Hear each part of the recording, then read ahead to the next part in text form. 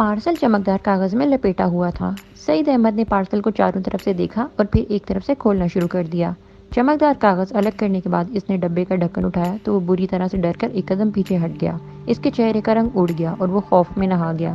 ڈبے کے اندر دائیں بائیں ردی کاٹ کر رکھی ہوئی تھی اور عین درمیان میں ایک بڑا اور چوڑا خنجر رکھا ہوا تھا جس پر واضح حروف میں لکھا ہوا تھا، تم کیسے مرنا پسند کرو گے سعید احمد؟ پارسل ملنے سے پہلے سعید کی زندگی میں سکون ہی سکون تھا۔ اس کا چہرہ فطری تکبر اور تمکنت میں ڈوبا ہی رہتا تھا۔ اس دن بھی سعید اپنی اکڑی ہوئی گردن کے ساتھ آفس سے باہر نکلا تو دیکھا کہ اس کا ملازم سعید کی قیمتی اور چمچماتی کار کو کپڑے سے صاف کرتے ہوئے حسرت بھری نظروں سے دیکھ رہا ہے اور گہری سوچ میں ڈوبا ہوا ہے۔ اپنے خیالوں میں گم ہو کر وہ یہ بھول گیا کہ ہاتھ میں پکڑا ہوا کپڑا وہ ایک ہی جگہ پر رگڑے جا رہا ہے۔ اسے احساس بھی نہ ہوا کہ اس کے پیچھے اس کا مالک سعید کھڑا خاموشی اور نفرت سے اسے گھور رہا ہے۔ سعید کو یہ سخت ناپسند تھا کہ اس کا معمولی ملازم اس کی قیمتی کار سے اس طرح چمٹا ہو۔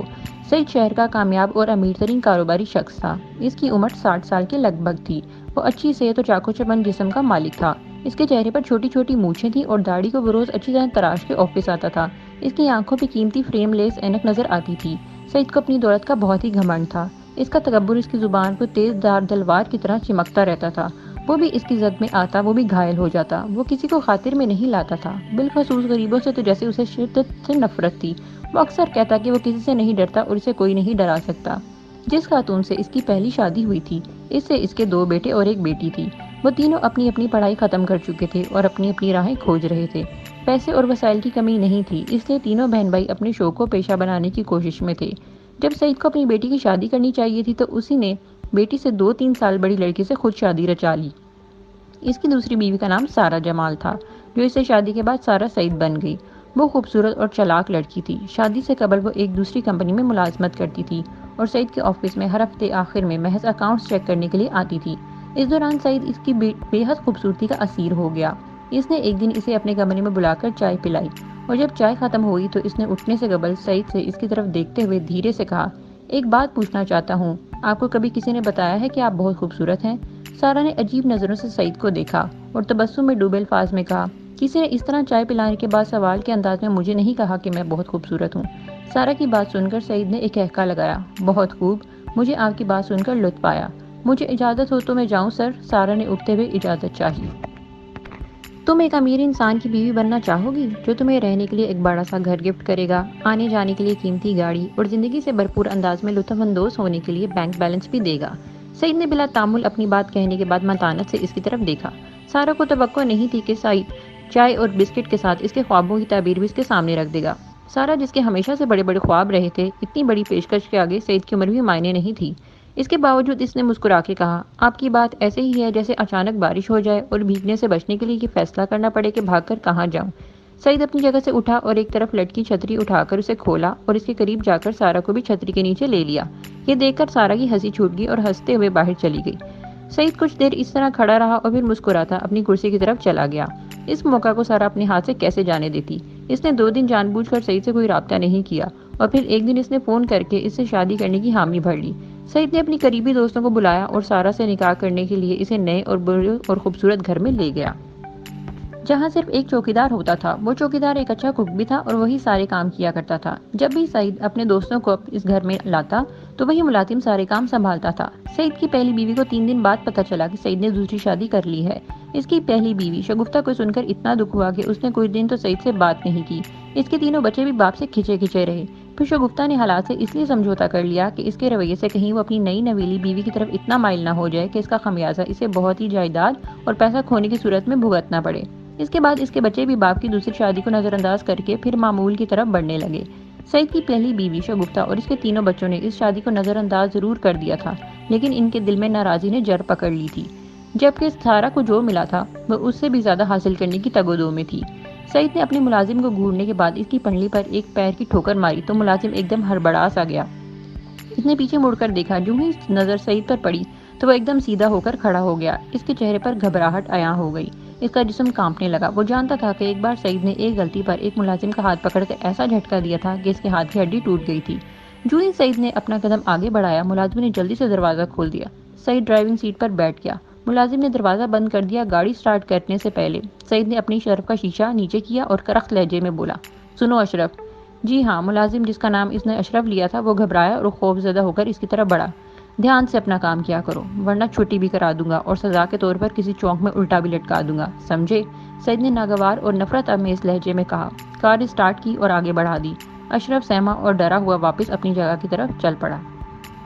سعید کو جب اپنی دوسری بیوی سارا کی طرف جانا ہوتا تھا تو وہ خود گاڑی ڈرائیو کرتا تھا۔ گاڑی کھڑی کرنے کے بعد جب سعید اندر گیا تو بیڈ روم کے پاس جاتے ہی اسے تھوڑے سے کھلے دروازے سے ایسی خوشبو آئی کہ وہ مسکرا دیا۔ وہ جانتا تھا کہ سارا نے دروازہ کیوں کھولا ہے، تاکہ جو ہی وہ کمرے کے پاس آئے تو خوشبو سے اپنے حصار میں لے لے۔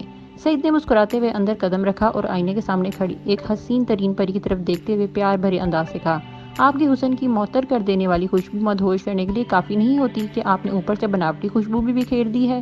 سارا نے گھوم کر سعید کی طرف دیکھا اور اس کا دل چاہا کہ وہ دل کی بات زبان پر لا کر کہے، بڈھے کھوسٹ، دل تو چاہتا ہے کہ تمہیں ایسا گھوسا دوں کہ تم دوسری سانس نہ لے پاؤ، مگر ابھی ایسا نہیں کر سکتی کیونکہ ابھی صرف یہ بنگلہ ہی میرے نام ہوا ہے۔ کیا سوچ رہی ہو جان من؟ سعید اس کے قریب ہوتے ہوئے بولا۔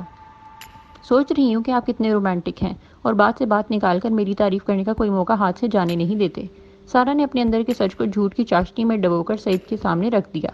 تم سے شادی کر کے مجھے لگ رہا ہے جیسے میں نے اندر پھر سے جوانی آ گئی ہے۔ سعید نے اس کا ہاتھ پکڑا۔ یہاں آپ غلط بیانی سے کام لے رہے ہیں۔ سارا نے اس کی آنکھوں میں جھانکا۔ کیسی غلطی؟ ابھی جو آپ نے کہا کہ مجھ سے شادی کر کے آپ پھر سے جوان ہو گئے ہیں، جب آپ تو جوان پہلے سے ہی ہیں۔ بڑھاپا تو آپ سے بھی کوسوں دور ہے، سارا نے ایک بار ادا سے کہا۔ سعید کے چہرے پر اپنی تعریف سن کر مسکراہٹ آ گئی۔ وہ مسکراہٹ جلد ہی معدوم ہو گئی جب فون کی گھنٹی بجی اور موبائل فون کی اسکرین پر اس کی پہلی بیوی شگفتہ کا نام آیا۔ ہاں بولو شگفتہ، فون کو کان سے لگاتے ہوئے سعید نے متانت سے پوچھا۔ سارا نے شگفتہ کا نام سنا تو عجیب سا منہ بنا کر اپنا رخ آئینے کی طرف کر لیا۔ آپ ابھی آفس میں ہیں؟ شگفتہ نے پوچھا۔ کوئی کام ہے کیا؟ جواب دینے کی بجائے سعید نے الٹا سوال کر دیا۔ آپ کو یاد ہے نا آج آپ کی بیٹی کی سالگرہ ہے؟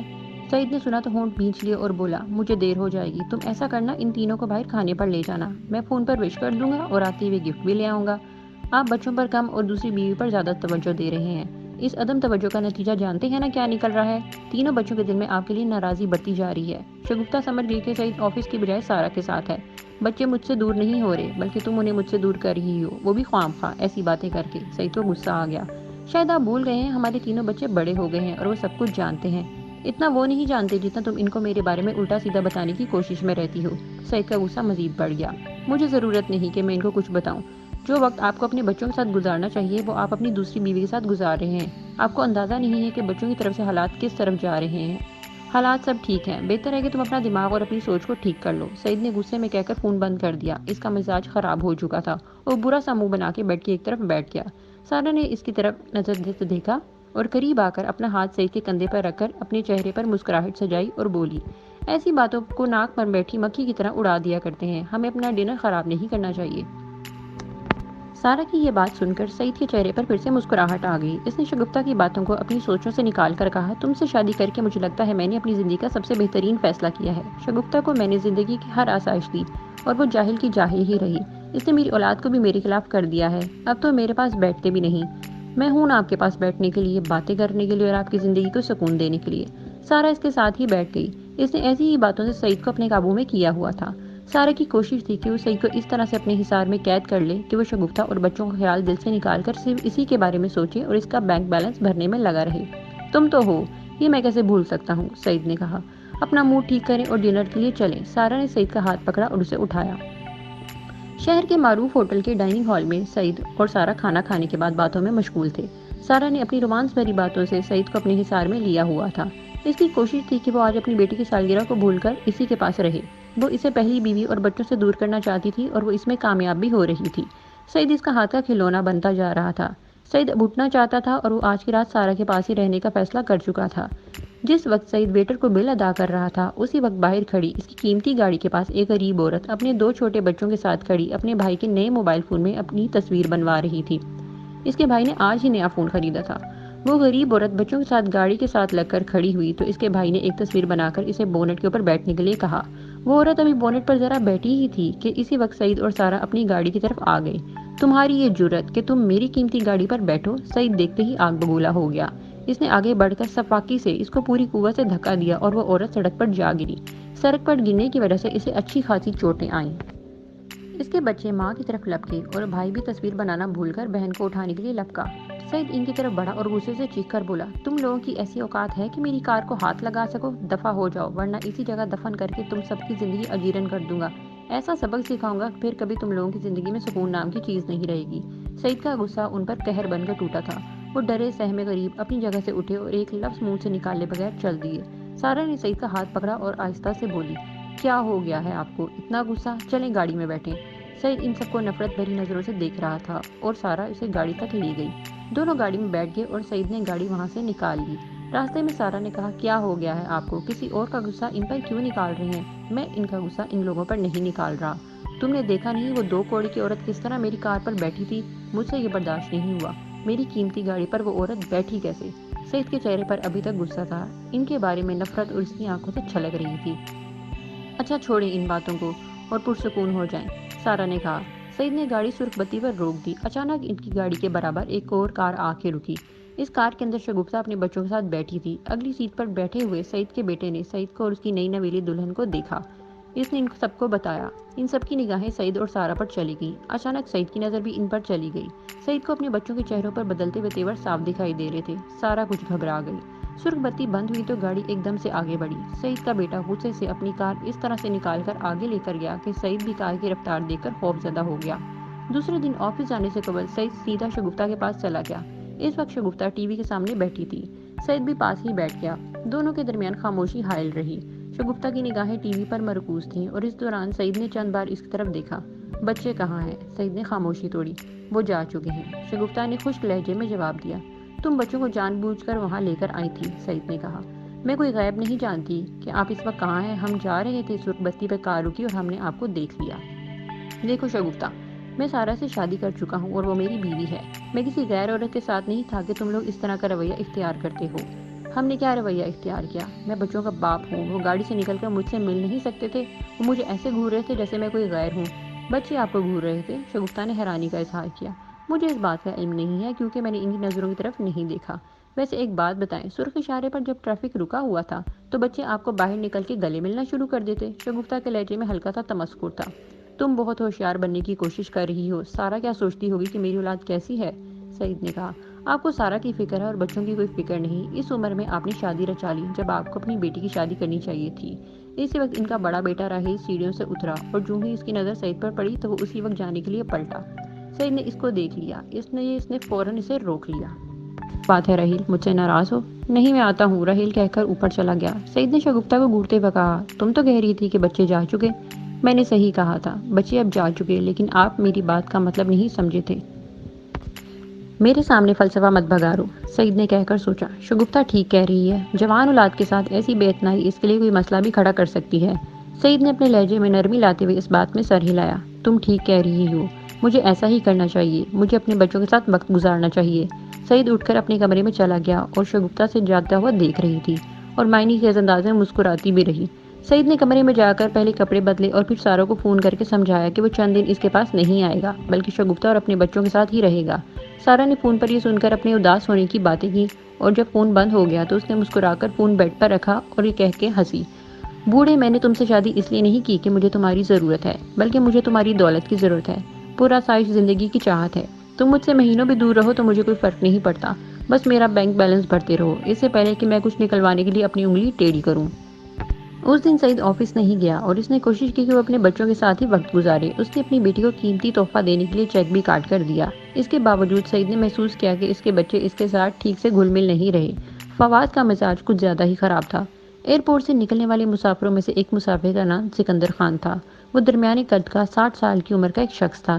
اس نے بہترین سوٹ زیب تن کیا تھا اور آنکھوں پر سیاہ چشمہ لگایا ہوا تھا۔ اس کے ہاتھ میں بریف کیس تھا۔ وہ جو ہی باہر نکلا ایک شخص تیزی سے اس کی طرف بڑھا اور اس کو سلام کرنے کے بعد اس کے ہاتھ سے بریف کیس پکڑ لیا۔ وہ ظہیر تھا۔ دونوں گاڑی کے پاس پہنچے تو ڈرائیور نے گاڑی کا پچھلا دروازہ کھولا۔ سکندر گاڑی میں بیٹھنے کی بجائے ڈرائیور سے مخاطب ہوا، تم جاؤ، ہم گاڑی میں پہنچتے ہیں۔ ڈرائیور تیزی سے ایک طرف ہٹ گیا۔ ظہیر نے ڈرائیونگ سیٹ سنبھال لی اور سکندر پچھلی سیٹ پر بیٹھ گیا۔ جو ہی گاڑی آگے بڑھی سکندر بولا، 3 سال بعد واپس آیا ہوں۔ 3 سال پہلے سعید کا لگایا ہوا زخم ابھی تک تازہ ہے، بلکہ اس کے دیے ہوئے زخم کو میں نے تازہ ہی رکھا ہے۔ سینے میں اس کے انتقام لینے کی آگ کو میں نے ہر لمحہ خوب بھڑکایا ہے۔ میں سعید کو نہیں چھوڑوں گا۔ میں نے آپ کے حکم پر 3 سال اس پر نظر رکھی ہے اور اس کا کاروبار پہلے سے بھی زیادہ پھیل گیا ہے۔ تکبر سے اس کی گردن اور بھی زیادہ اکڑ گئی ہے، ظہیر نے کہا۔ تم نے مجھے جو منصوبہ بتایا تھا وہ بہت زبردست ہے، میں اس منصوبے پر عمل کرنا چاہتا ہوں، اسے چاروں طرف سے گھیر کر ایسی سزا دینا چاہتا ہوں کہ میرے سامنے گڑ گڑانے پر مجبور ہو جائے، سکندر نے کہہ کر روسی سے دانت پیسے۔ آپ کب سے اس منصوبے پر عمل کرنا چاہتے ہیں؟ ظہیر نے پوچھا۔ 3 سال پہلے جب میں زخم کھا کر یہاں سے گیا تھا تو میں نے اس عرصے میں بہت پیسہ کمایا اور اس کے زخم کو کھٹتا رہا۔ اب میں پانی کی طرح پیسہ بہا کر سعید کی زندگی کو تنگ کر دوں گا، میں اسے نہیں چھوڑوں گا۔ سکندر کا غصہ آگ کی طرح بڑھ رہا تھا، اس کے جسم میں بے چینی دوڑنے لگی اور وہ کبھی دائیں کبھی بائیں دیکھ رہا تھا۔ صبح کے 6 بجے تھے جب سعید کی انتہائی قریبی دوست الیاس بیگ کے موبائل پر میسج ٹون بجی۔ الیاس ان دنوں اکیلا ہی گھر میں رہ رہا تھا، اس کی بیوی اپنے دونوں بچوں کو ملنے امریکہ گئی ہوئی تھی۔ الیاس صبح کی جاگنگ کے لیے تیار ہو رہا تھا، جو ہی اس نے میسج ٹون سنی وہ اپنے موبائل فون کی طرف بڑھا اور موبائل فون اٹھا کر میسج پڑھنے لگا۔ میسج پڑھ کر الیاس کو حیرت نے گھیر لیا، اس نے بار بار وہ میسج پڑھا اور اس کے قریبی دوست سعید کی طرف سے بھیجا گیا تھا۔ مجھے لگتا ہے میرے ساتھ کچھ ہونے والا ہے۔ الیاس اس پیغام کا مطلب نہیں سمجھا تھا اور پھر سعید نے کچھ واضح لکھنے کی بجائے محض اتنا ہی لکھنے پر اتفاق کیوں کیا؟ اس نے سوچا وہ بھی اسے کال بیک کر کے اس جملے کا مطلب پوچھے گا۔ اس نے ایسا کیوں لکھا ہے؟ اس کے ساتھ کیا ہونے والا ہے؟ الیاس صبح اور شام کے وقت پابندی سے جاگنگ کے لیے جاتا تھا۔ اس کی جاگنگ سے اس دن ہی چھٹی ہوتی تھی جب بارش ہو رہی ہوتی تھی، ورنہ دونوں وقت جاگنگ چھوڑنا اس کے لیے سہانے رو تھا۔ یہی وجہ تھی کہ وہ عمر کے اس حصے میں بھی صحت مند اور چاق و چوبند تھا۔ الیاس نے سعید کو فی الحال جاگنگ سے واپس پر کال کرنے کا ارادہ کیا اور کمرے سے باہر نکل گیا۔ ابھی وہ اپنے گیٹ تک پہنچا ہی تھا کہ اس کے قدم رک گئے۔ سعید اس کا عزیز اور بے تکلف دوست تھا۔ دل میں ایک وہم نے گھیر لیا۔ اس نے اسی وقت اپنے موبائل فون سے کال کی۔ تھوڑی دیر کے بعد سعید کی خمار آلود آواز سنائی دی۔ بولو الیاس، کیا بات ہے؟ صبح صبح فون کر دیا، خیریت تو ہے؟ خیریت تو مجھے تمہاری پوچھنی ہے، تم نے یہ کیسا میسج لکھا ہے؟ الیاس نے کہا۔ میں نے کیسا میسج لکھا ہے اور کیا لکھ دیا ہے جو تم اتنی تشویش میں مبتلا ہو؟ سعید مسکرایا۔ مجھے میسج لکھ کر مجھ سے پوچھ رہی ہو کہ میں نے میسج میں کیا لکھا؟ تم نے لکھا ہے کہ مجھے لگتا ہے میرے ساتھ کچھ ہونے والا ہے، الیاس نے بتایا۔ یہ کس نے لکھا ہے؟ سعید چونک گیا۔ تم نے یہ میسج مجھے بھیجا ہے، الیاس نے ایک ایک لفظ پر زور دیا۔ میں نے تم کو ایسا کوئی میسج لکھ کر نہیں بھیجا، تم کو کوئی غلط فہمی ہوئی ہے۔ اچھا میں جاگنگ پر جا رہا ہوں، تم سے آفس میں ملاقات ہوگی۔ الیاس نے فون پر بحث کرنے کے بجائے فون بند کر دیا اور اپنی تسلی کے لیے ایک بار پھر وہ میسج پڑھا۔ الیاس کے موبائل میں سعید کا موبائل فون نمبر اس کے نام سے محفوظ تھا، کوئی غلطی نہیں تھی، میسج اسی کے محفوظ نمبر سے آیا تھا۔ الیاس حیران تھا کہ میسج بھیجنے کے بعد سعید انکار کیوں کر رہا ہے۔